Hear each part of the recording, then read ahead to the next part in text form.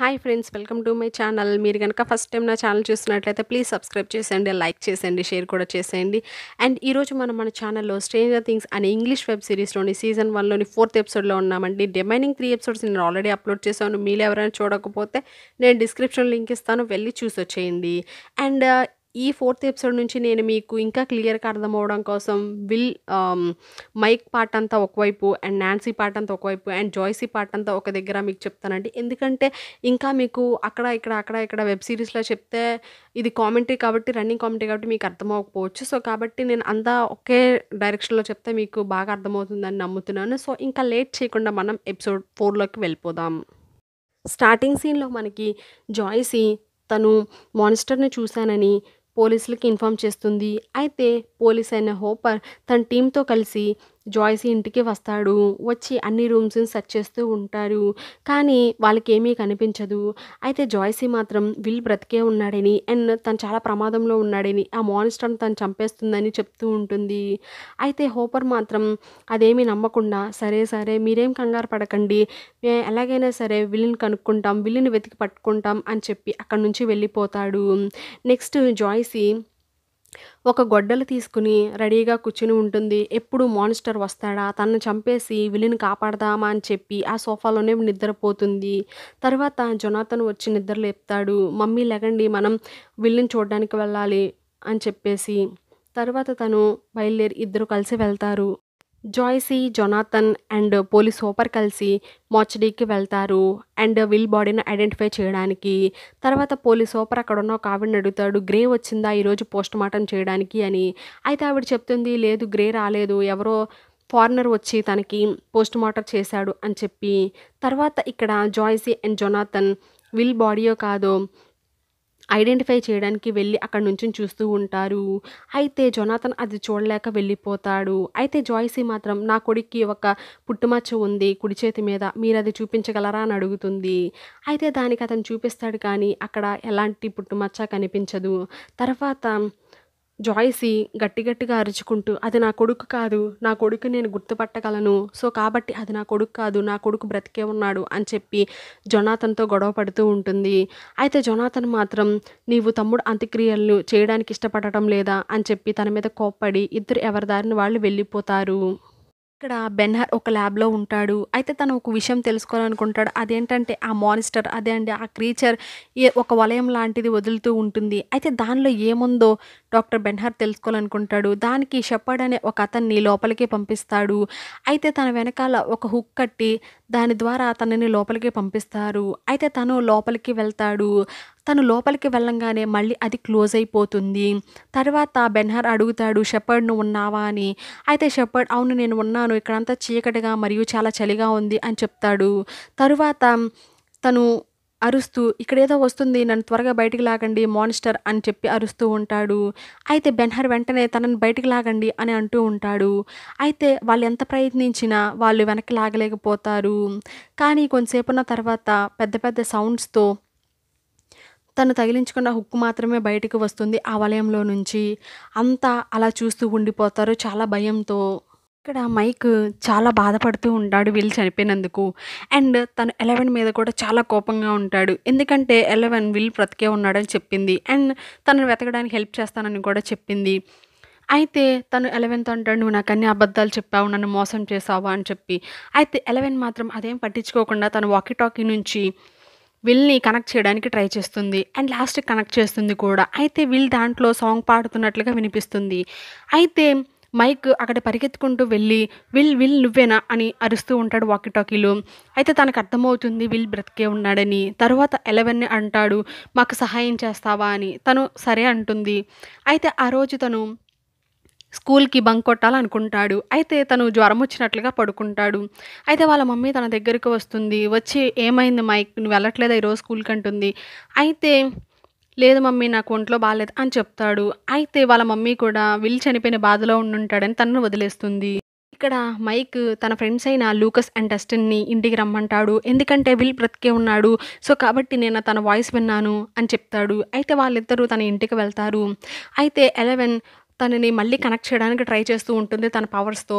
అయితే 11 అది చేయలేకపోతుంది. ఎందుకంటే ఆ వాకీ టాకీలో ఉన్న రేడియస్ సరిపోదు. సో, కాబట్టి వాళ్ళొక ప్లాన్ చేస్తారు. అదేంటంటే వాళ్ళ సైన్స్ టీచర్ అయిన క్లర్క్ దగ్గర ఇలాంటి డివైస్ ఒకటుంది. సో, ఆ డివైస్‌తో మనం ట్రై చేస్తే తప్పకుండా మనం విలన్ కనిపెట్టొచ్చు అనుకుంటారు. తర్వాత ప్లాన్ చేస్తారు మనం ఎలా అయినా సరే ఆ సైన్స్ టీచర్ రూమ్‌లోకి వెళ్లి దాన్ని ఉపయోగించాలని. తర్వాత 11ని ఒక అమ్మాయిలాగా మారుస్తారు. తనకి ఫ్రాకేసి తర్వాత విగ్ కూడా పెడతారు. అండ్ తర్వాత వాళ్ళు నలుగురు కలిసి సైకిల్ మీద స్కూల్‌కి బయలుదేరతారు. అయితే 11 మాత్రం ఎప్పుడు చూడనట్టుగా వింతగా ఆ ప్రదేశాలన్నిటిని చూస్తూ ఉంటుంది సైకిల్ మీద వెళ్తూ. తర్వాత వాళ్ళలా వెళ్ళి స్కూల్‌కి చేరుకుంటారు. అండ్ సైన్స్ టీచర్ రూమ్‌కి కూడా వెళ్తారు. వెళ్ళి అక్కడ డోర్ లాకేసి ఉంటుంది. అయితే దాన్ని తీయడానికి ప్రయత్నం చేస్తూ ఉంటారు. అయితే అంతలోనే అక్కడికి క్లర్క్ వచ్చేస్తాడు. "మీరిక్కడ ఏం చేస్తున్నారు? ఈ పిల్ల ఎవరు?" అని అడుగుతాడు. అయితే దానికి వీళ్ళు "మా కజిను. సో, కాబట్టి మేమిక్కడ రిలాక్స్ అవ్వడానికి వచ్చామని" చెప్తారు. అయితే దానికి క్లర్క్ "ఇక్కడ విల్ గురించి మీటింగ్ జరుగుతుంది. సంతాప సభ. సో, కాబట్టి మీరక్కడికి వెళ్ళండి ఆడిటోరియంకి" అని చెప్తాడు. తర్వాత వాళ్ళందరూ ఆడిటోరియంకి వెళ్తారు. అయితే ఆడిటోరియంలో విల్ గురించి మాట్లాడతారు. తర్వాత అయిపోతుంది ఆ మీటింగు. తర్వాత వీళ్ళందరూ కలిసి క్లర్క్ రూమ్‌లోకి వెళ్తారు. అయితే 11 బాగా ట్రై చేస్తూ ఉంటుంది. అండ్ విల్‌ని కనెక్ట్ చేయడానికి తను చాలా ప్రయత్నిస్తూ ఉంటుంది. అయితే తను ఫ్లాష్ బ్యాక్‌లో కూడా వెళ్తుంది.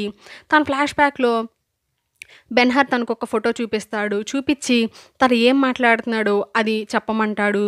అయితే తను కళ్ళు మూసుకొని తను ఏం మాట్లాడుతుందో అక్కడున్న స్పీకర్స్ ద్వారా వాళ్ళందరికీ వినిపిస్తూ ఉంటుంది ఆ మాటలు. సో, అలానే ఇక్కడ కూడా తను చెయ్యాలి. అంటే విల్ ఏం మాట్లాడుతున్నాడో తనిక్కడ చెప్పాలి. తను కళ్ళు మూసుకొని బాగా ఆలోచిస్తూ తన పవర్స్ అన్నీ యూజ్ చేస్తూ ఉంటుంది. 11 విల్‌ని కనెక్ట్ చేస్తుంది. అయితే అక్కడ స్పీకర్స్ ఆన్ అవుతాయి. అక్కడ ఏం జరుగుతుందో వీళ్ళకి వినిపిస్తూ ఉంటుంది. అయితే ఇక్కడ ఏం జరుగుతూ ఉంటుందంటే విల్ వాళ్ళ మమ్మీని పిలుస్తాడు. అయితే వాళ్ళ మమ్మీ గోడ దగ్గరికి వెళ్లి విల్ విల్ అని పిలుస్తూ ఉంటుంది. అండ్ తను బయటకొచ్చి చూస్తుంది. అక్కడ గోడ తప్ప ఏమీ ఉండదు. తర్వాత మళ్ళీ తను లోపలికి పరిగెత్తుకుంటూ వెళ్ళి అక్కడ వాల్ మీద ఉన్న ఒక వాల్ పేపర్‌ని చింపుతుంది. అయితే అక్కడ విల్ కనిపిస్తాడు. కనిపించి మమ్మీ మమ్మీ అని పిలుస్తూ ఉంటాడు. అయితే వాళ్ళ మమ్మీ జాయ్సీ "నువ్వు బాగున్నావా?" అని అడుగుతుంది. అయితే దానికి మమ్మీ "అదొచ్చేస్తుంది. అది నన్ను చంపేస్తుంది" అని అరుస్తూ ఉంటాడు. అయితే వాళ్ళ మమ్మీ అయిన జాయ్సీ "నేను నిన్ను కాపాడతాను. నువ్వు ముందు పరిగెత్తి ఎక్కడికైనా వెళ్లి దాక్కో" అని చెప్పి అరుస్తూ ఉంటుంది. తను మమ్మీ మమ్మీ అని పరిగెత్తుకుంటూ వెళ్ళిపోతాడు. అయితే ఇదంతా వీళ్ళిక్కడ ఉండి వింటూ ఉంటారు. తరువాత తన పవర్స్ అన్నీ ఉపయోగించడం వల్ల అక్కడున్న డివైసెస్ అన్నీ కాలిపోతాయి. అండ్ తన నోస్‌లో నుండి బ్లడ్ కూడా వస్తుంది. అండ్ తను చాలా వీక్ అయిపోతుంది. నడవలేని పరిస్థితిలోకి వస్తుంది. అండ్ తర్వాత ఇక్కడ జాయ్సీ ఒక గొడ్డలి తీసుకొని వస్తుంది. గొడ్డలి తీసుకొచ్చి ఆ గోడలోనే తను విల్లుని చూసింది కాబట్టి ఆ గోడల్ని బద్దలు కొడుతూ ఉంటుంది. అండ్ తను అలా పగలగొట్టిన తర్వాత అక్కడ ఏమీ ఉండదు. ఆ గోడకి ఒక హోల్ పడుతుంది అంతే. తరువాత తను అలా చూస్తూ ఉండిపోతుంది. మనకిలా ఇంటి బయట నుండి కూడా చూపిస్తారు ఆ సీను. తర్వాత వీళ్ళు అక్కడ ఫైర్ అలారం మోగుతుంది స్కూల్లో. తర్వాత అక్కడకి అందరూ వస్తూ ఉంటారు. వీళ్ళు గబగబా 11ని తీసుకొని ఒక వీల్ చైర్‌లో వేసుకొని తనని గబగబా బయటికి తీసుకొని అక్కడి నుంచి పారిపోతారు. తరువాతి సీన్‌లో నాన్సీ కనిపిస్తుంది. అండ్ ఆ నాన్సీ స్టీవ్‌ని కలుస్తుంది. అండ్ స్టీవ్‌ని కలిసి "బార్బీ కనిపించడం లేదు. నాకు చాలా భయంగా ఉంది" అని అంటుంది. అయితే స్టీవ్ మాత్రం "నేను మందు తాగుతున్నానని లేదా సిగరెట్స్ తాగుతున్నానని పోలీసులకి ఇన్ఫార్మ్ చేయొద్దు. మా డ్యాడీ చాలా కోప్పడతారు" అని తన గురించి చెప్తూ ఉంటాడు. ఎందుకంటే స్టీవ్ వాళ్ళ ఇంటి దగ్గరే బార్బీ మిస్ అయింది కాబట్టి, ఎంక్వైరీ స్టీవ్ వాళ్ళ ఇంటి దగ్గర నుండే చేస్తారు కాబట్టి. సో, తను మాత్రం "ఎందుకు స్టీవ్ నువ్విలా మాట్లాడుతున్నావు? బార్బీ కనిపించడం లేదని బాధ నీకు లేదా?" అని అంటూ ఉంటుంది. తర్వాత తను క్లాస్ రూమ్‌లోకి వెళ్ళిపోతుంది. అయితే ఒక మేడం వచ్చి నాన్సీ నిన్ను పిలుస్తున్నారు అని చెప్తుంది. తర్వాత నాన్సీ బయటకు వెళ్తుంది. అయితే అక్కడికి పోలీసులు వస్తారు ఎంక్వైరీకి. అయితే తనని అడుగుతూ ఉంటారు, "మీరిద్దరూ ఎక్కడికి వెళ్లారు? అండ్ ఎలా మిస్ అయింది?" అని చెప్పి. అయితే తను చెప్తుంది, "నేను బార్బీ స్టీవ్ వాళ్ళ ఇంటికి వెళ్ళాము. అయితే అక్కడికి వెళ్ళిన తర్వాత నా డ్రెస్ తడిచిపోయింది. నేను పైకి వెళ్ళాను డ్రెస్ చేంజ్ చేసుకుందామని. తరువాత కిందకొచ్చి చూసేసరికి తను కనిపించలేదు. నేను ఇంటికి వెళ్ళిపోయిందని చెప్పేసి నేను కూడా ఇంటికి వచ్చేసానని" చెప్తుంది. అయితే తర్వాత రోజు "మీరు మళ్ళీ స్టీవ్ వాళ్ళ ఇంటికి వెళ్లారా?" అని అడుగుతాడు. అయితే "అవును, నేను స్టీవ్ వాళ్ళ ఇంటికి వెళ్ళి అక్కడ ఒక క్రీచర్‌ని చూసాను. దానికి తలకాయ, ఫేస్ 2 లెవ్వు. సో, కాబట్టి నేను భయపడి పరిగెత్తుకుంటూ వచ్చేసాను" అని చెప్తుంది. అయితే ఇక్కడ నాన్సీతో పాటు వాళ్ళ మమ్మీ కూడా వస్తుంది ఆ ఎంక్వైరీకి. తర్వాత వాళ్ళిద్దరూ కలిసి తరువాత నాన్సీ అండ్ వాళ్ళ మమ్మీ ఇంటికి వెళ్ళిపోతారు. వెళ్ళిపోయిన తర్వాత నాన్సీ వాళ్ళ మమ్మీ "నువ్వు స్టీవ్ వాళ్ళ ఇంటికి వెళ్ళావా? నాకెందుకు చెప్పలేదు?" అని అడుగుతూ ఉంటుంది.